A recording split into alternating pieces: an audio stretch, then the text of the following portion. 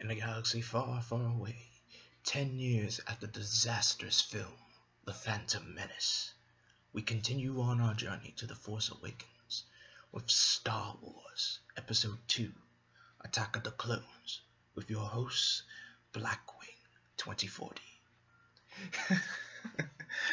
Hey guys, it's Blackwing 2040 here, and I'm back with another Star Wars review while wearing, of course, my Kylo Ren shirt.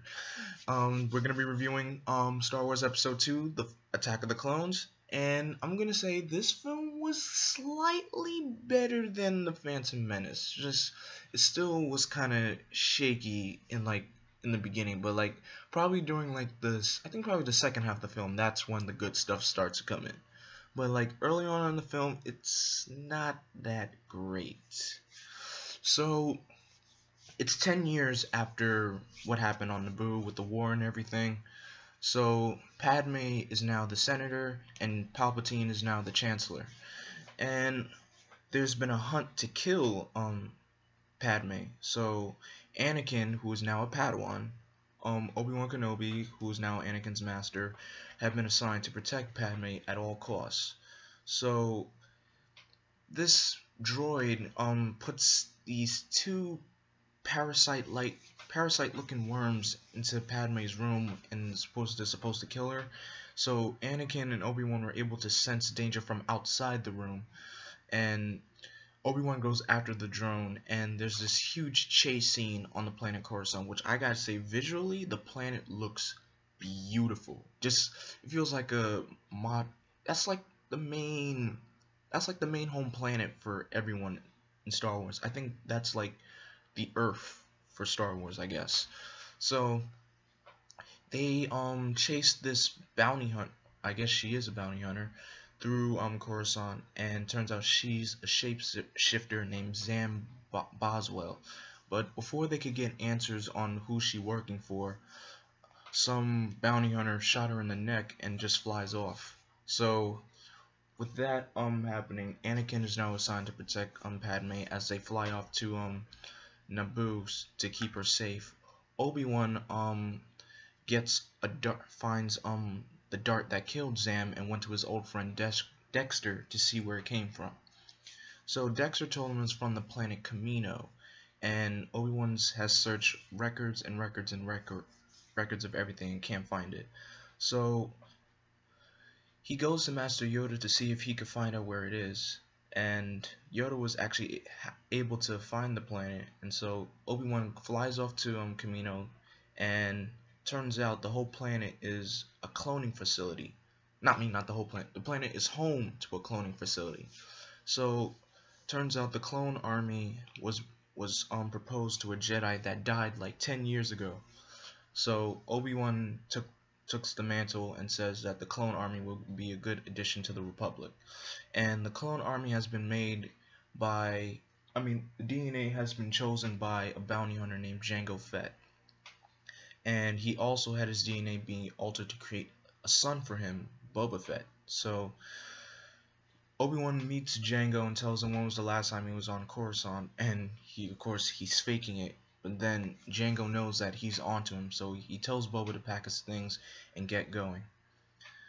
So Obi-Wan tells the Jedi Council that they're making a clone army, and to make sure, and they tell him to question Jango to see what else could happen. And so as soon Obi-Wan goes back to speak to Jango, they have this huge fight. Boba activates the ship that they're about to use, which is pretty huge, by the way, and I like the design for it. And so they have this huge fight on Kamino.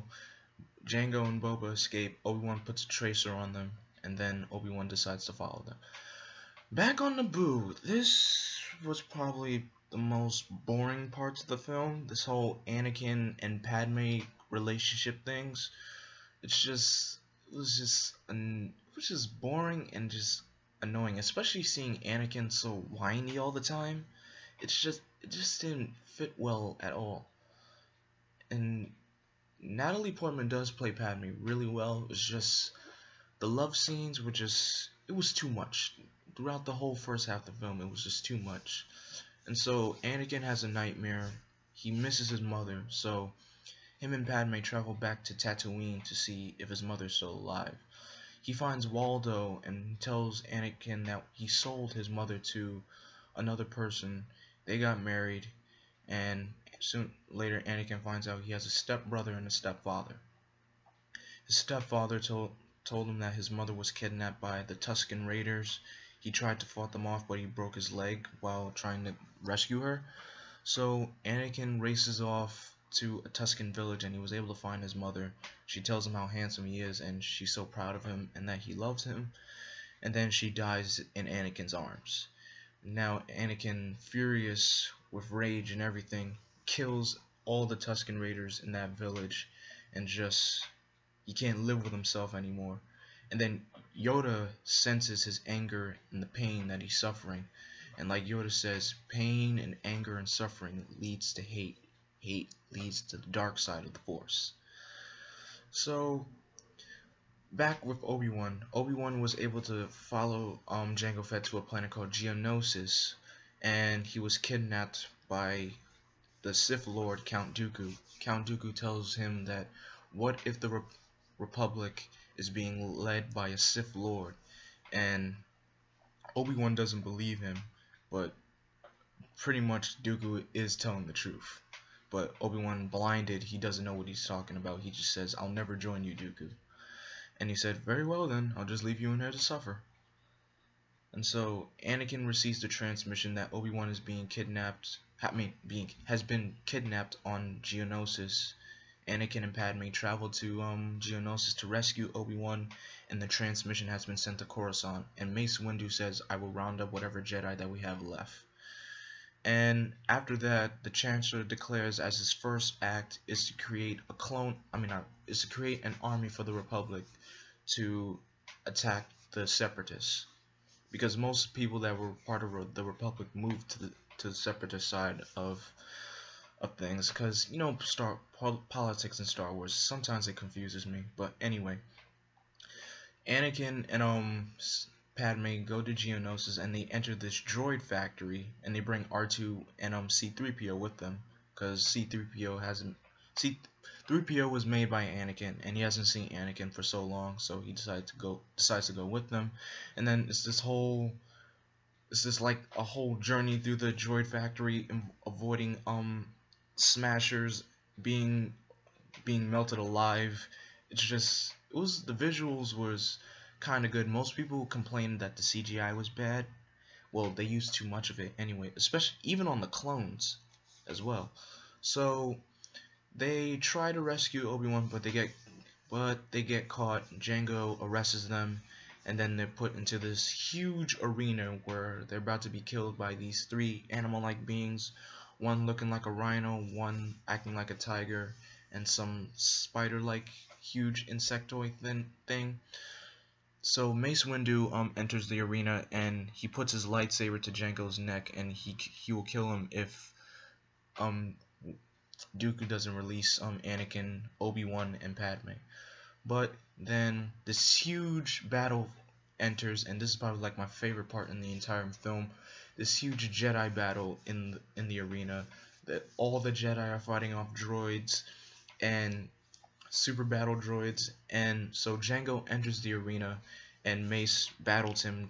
And here's the thing though, Jango is shooting at Mace, and Mace Windu is deflecting all his laser fire, knowing good and well that he's not gonna get enough damage while he's shooting at Mace like that. So Mace cuts off his arm and then beheads Jango right there, and Boba saw everything with his own eyes. And so after that, Boba holds his dad's helmet, and he puts it to his head, swearing that hopefully he could get revenge on Windu, which he does, which I'll explain later.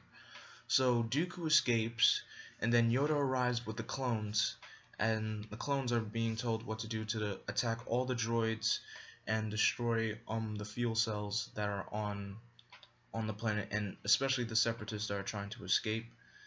And before Dooku escapes, he receives plans of the Death Star. So yeah, that's pretty awesome. So before Dooku can escape, Anakin and Obi-Wan find Dooku, and they have this huge battle. Of course, Anakin being stubborn, he goes in after, and Dooku just used the Force lightning on Anakin, in which he was not prepared for. So, but other than that, the lightsaber battle was well done.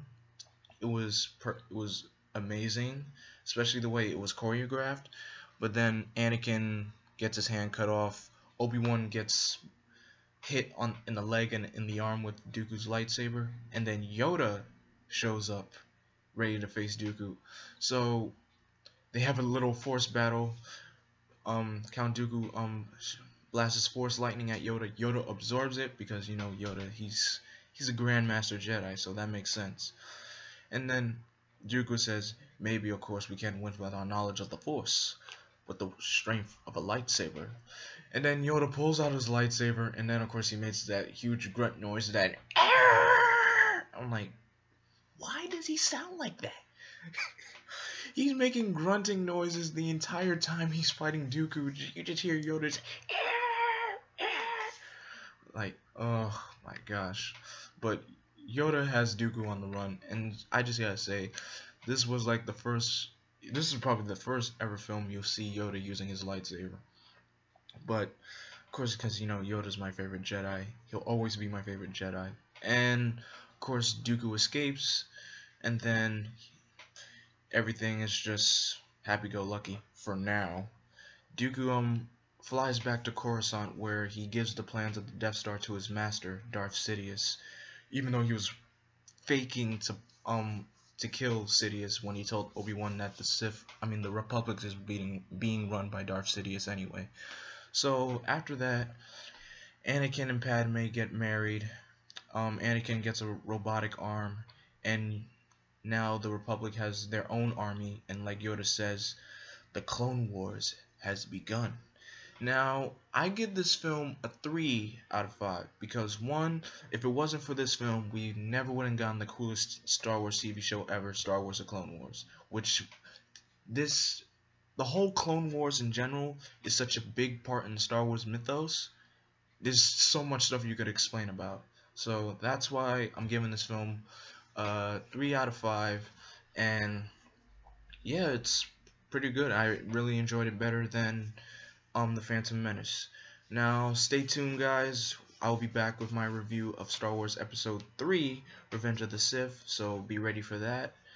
But until then, I am Vengeance, I am Darkness, I am Blackwing, and may the Force be with you.